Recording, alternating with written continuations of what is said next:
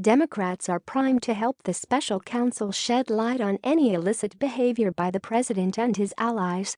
Special counsel Robert Mueller is set to emerge from his midterm campaign hibernation period with a powerful new ally as House Democrats surged back to the majority in Tuesday's elections. The lead Russia investigator, who in the days and weeks ahead has a series of important court hearings and key sentencing deadlines for cooperating witnesses, will soon have a friendly audience of Democratic chairmen on one end of Capitol Hill who are primed with subpoena power to fight the White House if it tries to block the public release of his final report examining any potential connections between the 2016 Trump presidential campaign and Kremlin-sponsored hackers. House Democrats say they're also ready to act as a backstop if Trump follows through on more than 18 months of pent-up angst and fires Mueller or tries to meddle with the special counsel's work through a major shakeup at the Justice Department. Democratic leader Nancy Pelosi has already pledged to make sure Mueller's documentation is preserved, and the likely next House Speaker also holds in her back pocket the threat of launching impeachment hearings against Trump if the president tries to oust Mueller or if the special counsel's investigators ultimately uncover a smoking gun involving criminal behavior.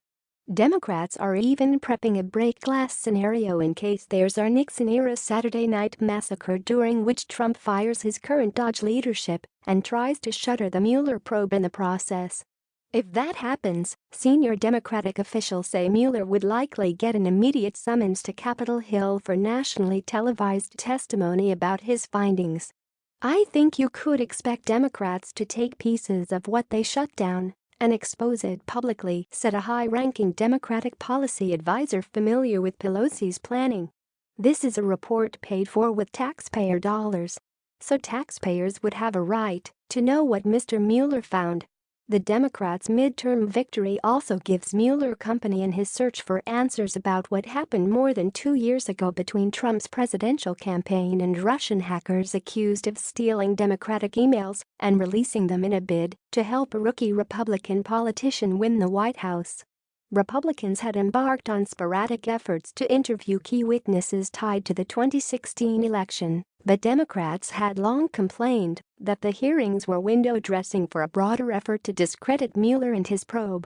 Now, Democrats have the power to act on dozens of their own long-bridled demands for information and witness interviews and can share their findings freely with Mueller. They plan to ship dozens of transcripts collected during interviews with the likes of longtime Trump associate Roger Stone and Donald Trump Jr. to Mueller for possible prosecution on perjury charges. They want Justice Department briefings on allegations Trump directed his then personal attorney Michael Cohen to break campaign finance laws during the 2016 White House race in order to silence an adult film actress who claimed to have had an affair with Trump. They're also in position to examine Trump's pardon powers, which they've warned the president might try to use to insulate himself from legal exposure in the wake of guilty pleas from Cohen and former Trump campaign chairman Paul Manafort. Representative Adam Schiff, the incoming chairman of the House Intelligence Committee, has said he's planning to reopen his panel's shuttered Russia investigation using as a roadmap a list of about 70 people, organizations and companies Democrats say the GOP failed to adequately examine. Early Wednesday morning, Schiff also said Democrats have an opportunity to finally do what their Republican colleagues refused to: protect Mueller. "I think that the chances that Bob Mueller will be able to finish his work improved for the reason that our committee and others like the Government Reform Committee and the Judiciary Committee, which under Republican leadership served as basically surrogates for the president in their efforts to batter down the Justice Department, to give the president a pretext to fire people in the Justice Department. All of the tearing down of the independence of these institutions is going to end," Schiff said on MSNBC. Now that doesn't mean the president can't still act in ways that are antithetical to the rule of law and the interest of justice, but it does mean that we're better able to protect our institutions and see this investigation, I hope, complete. Sensing Democrats' eagerness to exercise their newfound power, Trump on Wednesday morning issued a preemptive strike. If the Democrats think they are going to waste taxpayer money investigating us at the House level, then we will likewise be forced to consider investigating them for all of the leaks of classified information and much else at the Senate level.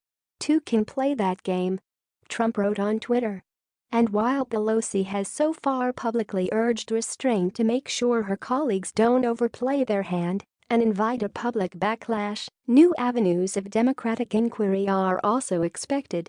They include a subpoena to finally see Trump's personal tax returns and a closer examination into allegations the Trump Organization has been a haven for money laundering. Campaigning in Indiana on Monday, Trump shrugged off the question about whether Democrats will soon turn up the pressure on him by demanding his tax filings. "I don't care," the president said. "They can do whatever they want, and I can do whatever I want." Top White House advisor Kellyanne Conway struck a similar note Wednesday morning when asked on CNN whether Trump was nervous about Democrats trying to get his tax returns. They may try, Conway said. The president is not nervous about anything. While House Democrats are expected to turn up the heat on Trump beginning in January, the newly emboldened lawmakers seem unlikely always to be on the same page as Mueller. New congressional digging into ground the special counsel has already trod, some publicly, some behind the scenes, could create legal complications.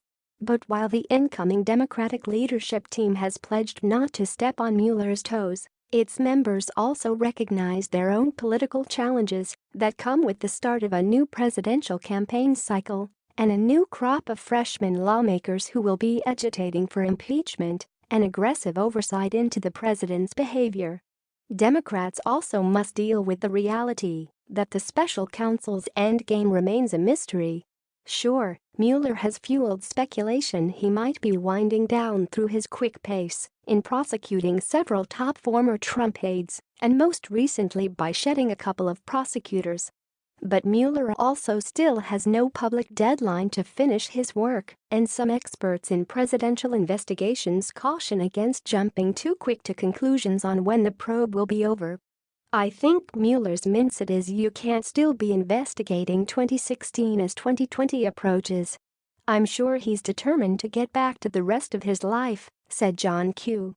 Barrett, a former associate counsel who worked under independent counsel Lawrence Walsh during the Reagan-era investigation into secret U.S. arms sales to Iran. "I can't imagine that we're looking at something that is going to be a few more years," he added. On the other hand, the facts will determine that. An investigation is what an investigation finds.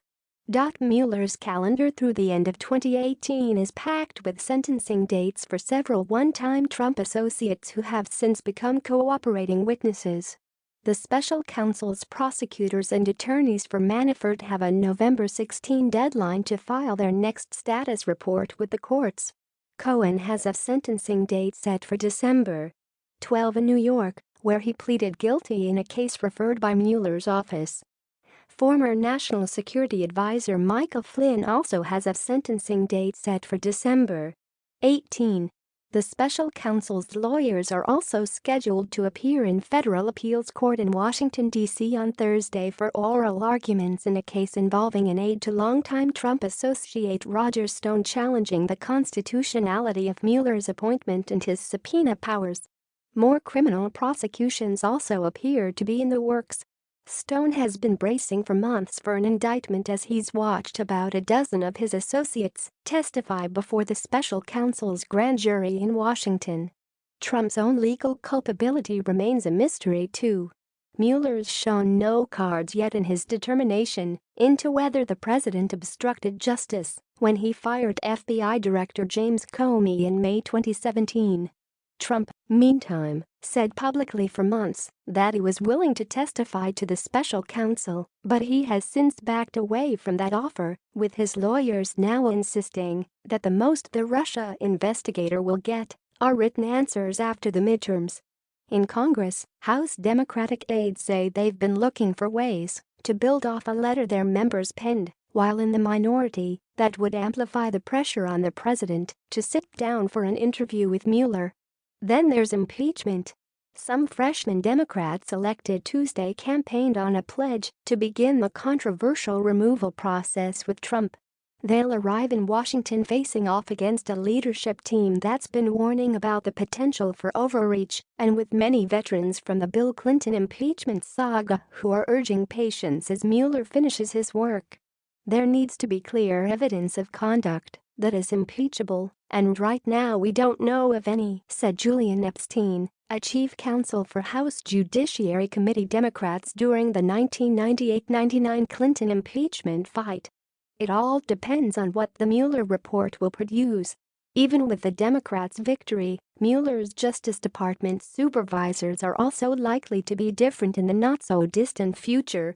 Trump's patience has grown increasingly thin with both Attorney General Jeff Sessions and Deputy Attorney General Rod Rosenstein, and the two officials appear headed for the exits.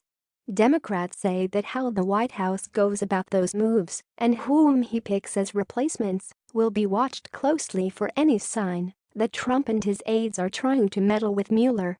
I think the folks inside the White House have got to imagine that's more risky than it's worth, Epstein said. They'll open themselves up to endless investigation and subpoena. In recent days, partisans have provided some of the more dramatic predictions for how the midterms will shape the Mueller probe. MSNBC host Lawrence O'Donnell said on his program last week that Democrats winning the House means Donald Trump is going to be more terrified than he has ever been in his life, and Robert Mueller is going to be instantly more empowered knowing that a Democratic House of Representatives will not ignore his report the way a Republican House of Representatives would try to, and probably succeed in ignoring it. Trump's allies counter that Democrats should strap in for a fight each time they try to push for materials from Mueller that aren't supposed to be made public. Under Justice Department regulations, Mueller's reports are required to be transmitted to Capitol Hill only if his supervisors reject a major decision. A final regular report from Mueller, detailing the people he has decided to prosecute and those whom he hasn't, must go up the Dodge chain of command, which would then face the question of whether to make it public or send it to Congress, where House Democrats seem certain to use their new powers and instantly release it.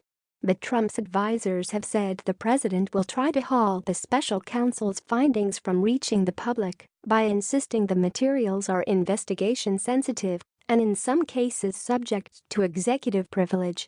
And after Mueller does finish his work, they say, the Trump appointees running justice will put up a fight against Democratic subpoenas. They're not going to turn over stuff to the House, said Joe DiGenova, the informal legal advisor to Trump who nearly joined the president's team earlier this year. They're going to litigate all the way to the Supreme Court.